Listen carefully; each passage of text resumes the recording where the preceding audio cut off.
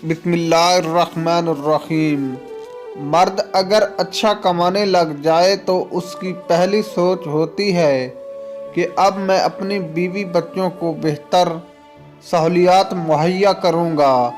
جبکہ عورت کمانا شروع کر دے تو اس کی پہلی سوچ بھی یہی ہوتی ہے کہ اب میں مرد کے بغیر رہ سکتی ہوں۔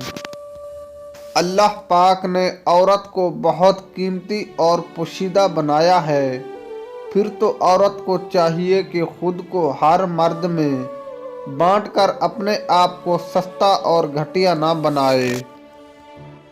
منٹو نے عورت کی نفسیات اور فطری جذبات و ہمت پر بہت کچھ لکھا ہے، اور عورت کے لیے ایک جملہ جو کہ انمول کہا، عورت کبھی بدصورت نہیں ہوتی۔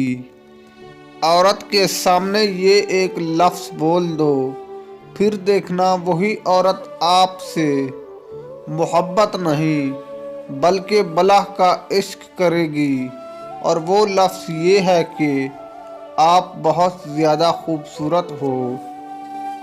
عورت کا ہمیشہ چھاتی پر کپڑا رکھنے کا صرف یہی مطلب ہوتا ہے کہ وہ نہایت اعلیٰ اور شریف قسم کی عورت ہے۔